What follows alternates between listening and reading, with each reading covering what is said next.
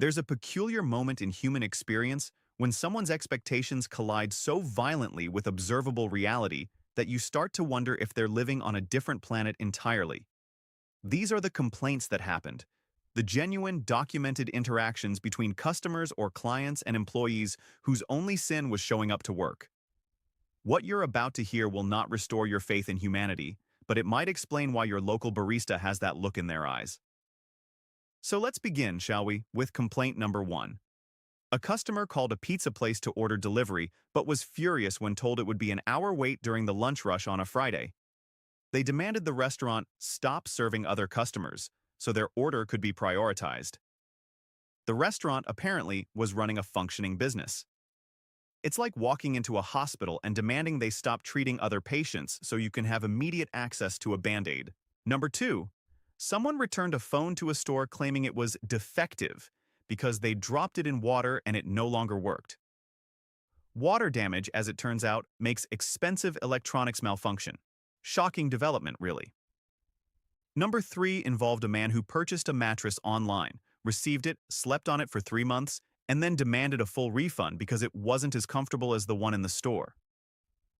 The store's mattress had been tested by thousands of bodies for years. His had been tested by his body for 90 days. These are not comparable data sets. Number 4, a gym member complained that they weren't seeing results after attending occasionally for 6 weeks. Occasionally, we should note, meant twice a month.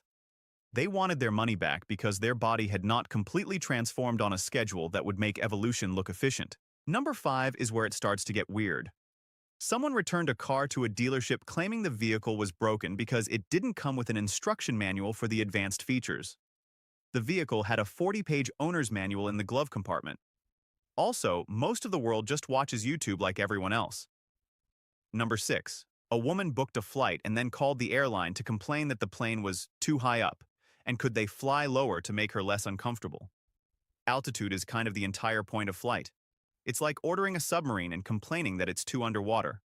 Number 7 involved someone who ordered a size small shirt, received a size small shirt, tried it on at home, and then returned it because it was too small.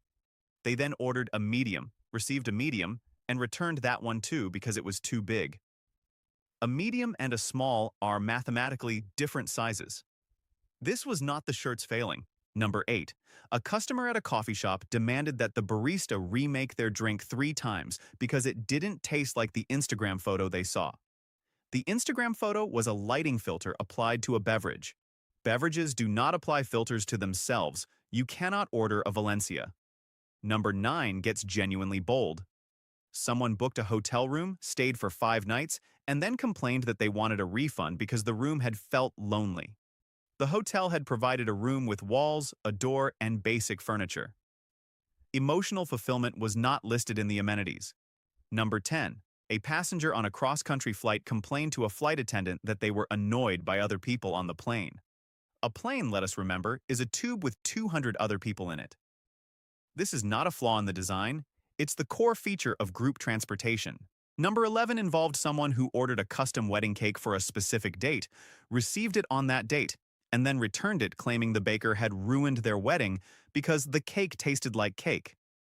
What did they expect? Culinary betrayal? A cake that tastes like broken dreams and regret?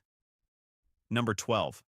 A man called a car rental place to complain that the GPS was giving him directions, which he found intrusive and controlling. The GPS was doing its job. He was experiencing job performance and interpreting it as personal assault. Number 13 is subtle but maddening. Someone returned a pair of headphones because they came with too many buttons, making them too complicated to use. Headphones have approximately 3 to 5 buttons. We have all managed this since 2005. Number 14. A customer at a clothing store demanded to return a sweater they'd purchased 6 months earlier because it went out of style. Fashion, notoriously, changes. The sweater had remained the same temperature-regulating fabric it had always been. The problem was time travel, not tailoring. Number 15 involved someone who booked a hotel room knowing it didn't have a kitchen, stayed for 3 nights, and then complained that they had nowhere to cook. They had chosen a room with no kitchen. It's like booking a car and complaining it has no swimming pool. Number 16. A person called a restaurant during their shift to complain that the restaurant was too busy, and they couldn't get a table immediately. During their shift, a restaurant, famous for its ability to feed people, was apparently failing by feeding people at an inconvenient speed. Number 17 is where it gets slightly more hostile. Someone signed up for online classes, attended none of them, and then demanded a refund claiming the course was useless because they didn't retain any information.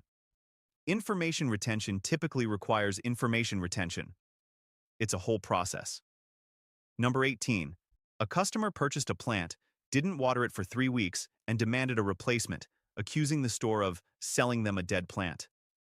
Plants require water. This is not a conspiracy. This is botany. Number 19 involves someone who booked a camping trip and then complained that the campsite was too outdoorsy and full of nature. They had paid specifically to be outside. It had worked as advertised, and they hated it. Number 20. A person called tech support to complain that their computer was running slowly because they had too many programs. The computer was functioning exactly as computers do when asked to run 400 applications simultaneously. This is how physics works. Number 21 gets a little darker. Someone returned a book to a bookstore claiming it was defective because the ending was sad and they shouldn't have to pay for that. The book had delivered a complete narrative. Their emotional expectations were not the publisher's responsibility. Number 22. A gym member complained to the manager that they were uncomfortable with other people existing in the gym near them. Gyms, unfortunately, have been forced to remain places where multiple humans work out. This has been building complaints for decades. Number 23 involves someone who ordered food for delivery, received it cold, and demanded a refund, then revealed they had ordered from a restaurant that was 45 minutes away. Thermodynamics doesn't pause for distance. Heat transfers. This is third-grade science. Number 24, a customer purchased a waterproof watch, went swimming with it, and then complained that water had somehow gotten inside the sealed mechanism, as if waterproof watches existed in a magical dimension where water was just a social construct. Number 25 is subtle. Someone booked a hotel room in the city center and then complained that the city was too loud. Cities are loud. That's literally what makes them cities. You could have booked somewhere quieter. You chose the opposite. Number 26, a person signed up for a nutrition coaching program, ate none of the suggested meals, and complained that they wasn't seeing weight loss results. The coach had provided nutrition advice. The person had not participated in the program. This is not a failure of nutrition science. It's a failure of honesty. Number 27 involved someone who bought a pair of shoes, wore them every day for 4 months, and then demanded a refund because they wore out. Shoes are materials. Materials degrade. This is the entire life cycle of a shoe. If you wanted permanent shoes, you should have purchased gold shoes, and you should also reevaluate your budget. Number 28. A customer called a restaurant to complain that their reservation was given away when they showed up 30 minutes late.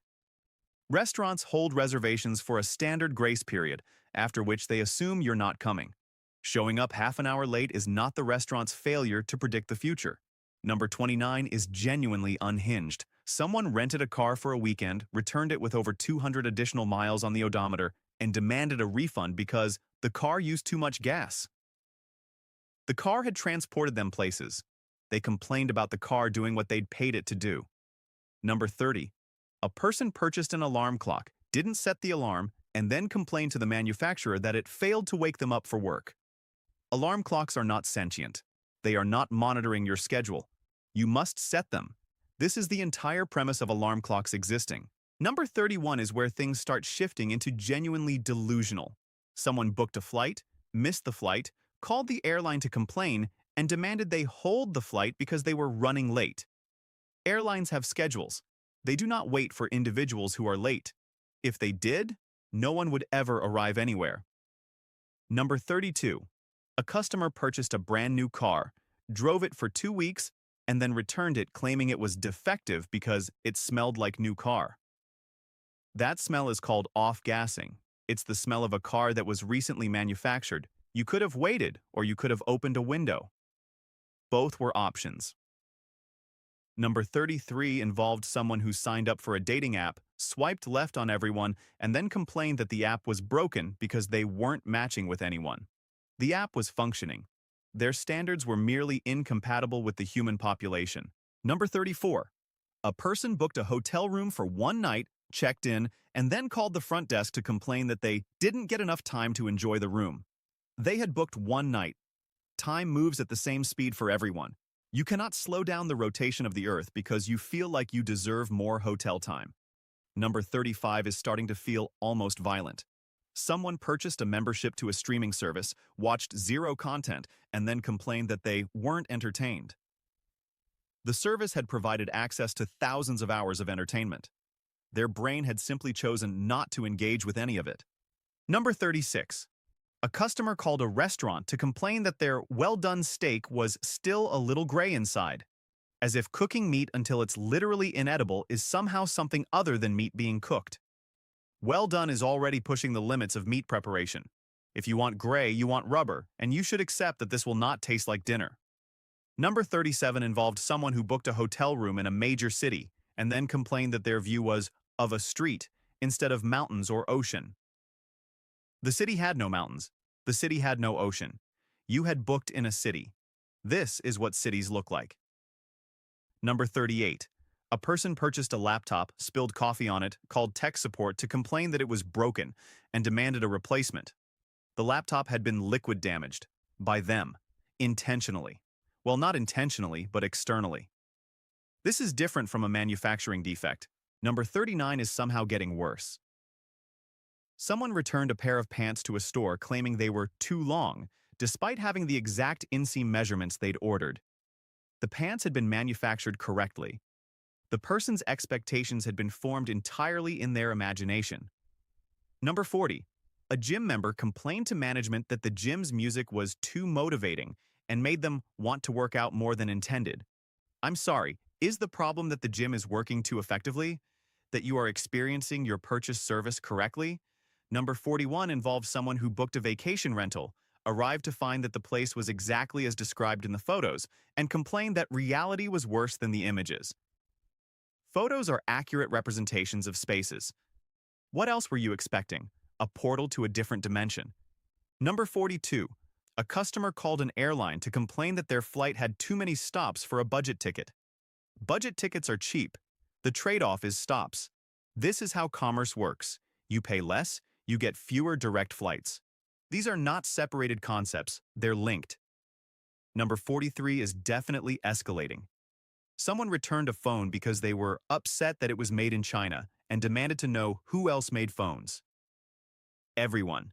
Every phone manufacturer in the entire world manufactures phones in China or relies on Chinese components. This is not a conspiracy.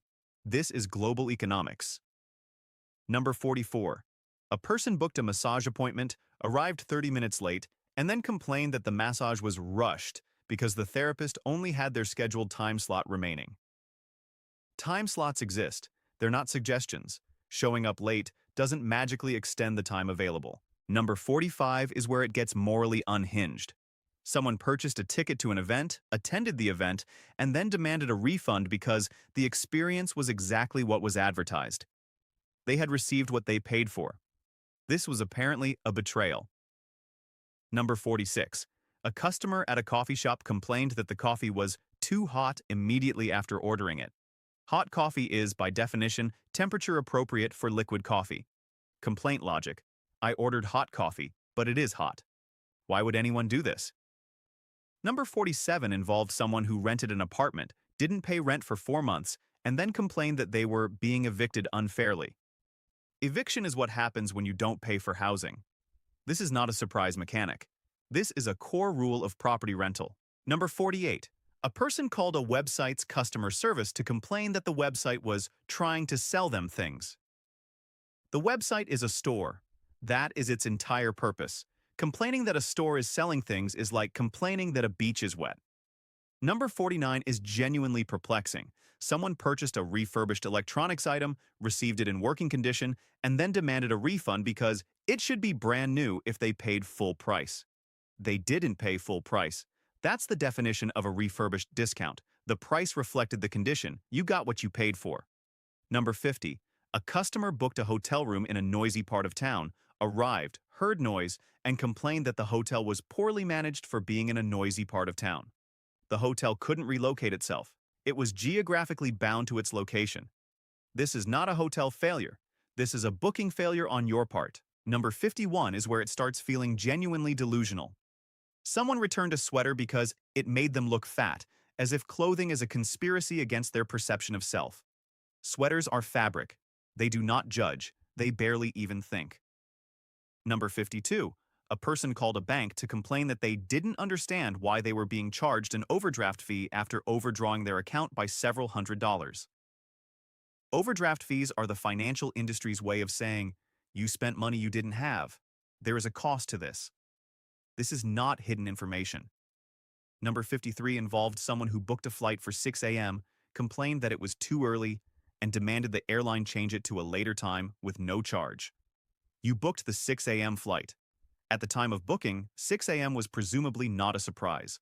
The time of day hasn't changed since your purchase. Your irritation is not an airline problem. Number 54.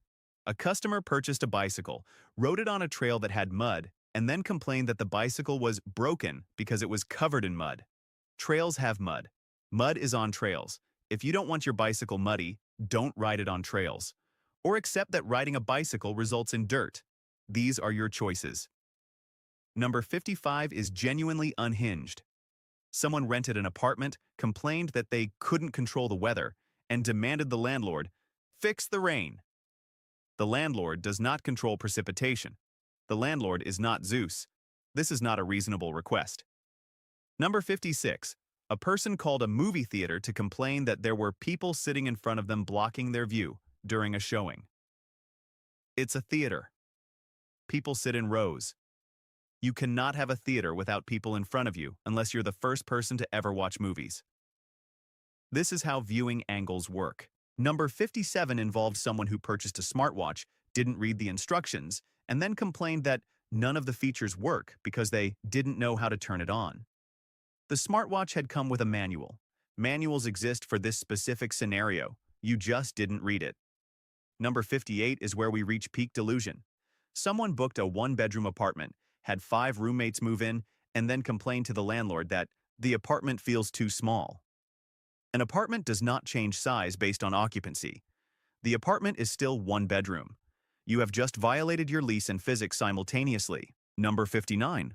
A customer called a restaurant where they had a reservation and complained that they shouldn't have to wait for their table because they're important. Important to whom? The restaurant does not know who you are. They know your name. That is the extent of your importance. The other customer ahead of you is equally important statistically. Number 60. Someone purchased insurance, never had a claim, and then demanded a refund for their unused insurance. Insurance you don't use is working exactly correctly. You're paying for a safety net you didn't fall into. That's the entire concept of insurance. You wouldn't return a parachute because you didn't jump out of the plane. Number 61 is the penultimate descent into absurdity. A person called a weather service to complain that their weather app was wrong because it said it would rain, but it rained at the wrong time. The weather was inaccurate to their schedule. They seemed to believe that meteorologists work for them personally and were deliberately misleading them to ruin their afternoon. And finally, number 63, and yes, there's a reason we're saving this, involved someone who called a hospital's billing department to complain that they had been charged for their emergency surgery. Surgery costs money. Emergency surgery costs money more urgently. The patient seemed to believe that medical procedures were a gift society was obligated to provide with enthusiasm and without documentation. What we're witnessing across all 63 of these interactions is not just entitlement, though it certainly is that. It's a fundamental disconnection from how the physical world operates, how time works, how commerce functions, and how other human beings are not actually props in your personal narrative. These people didn't lose hope because the world wronged them. The world did exactly what the world always does. They lost hope because they discovered that reality doesn't negotiate. Here's what I want to know. Which of these complaints made you the angriest? And more importantly, be honest. Have you ever felt even a little bit like any of these people? If you made it this far, you clearly have strong opinions about common sense, which means you should probably stick around. Like and subscribe for more evidence that we're all just trying to survive in a world where some people are convinced the laws of physics are customer service policies.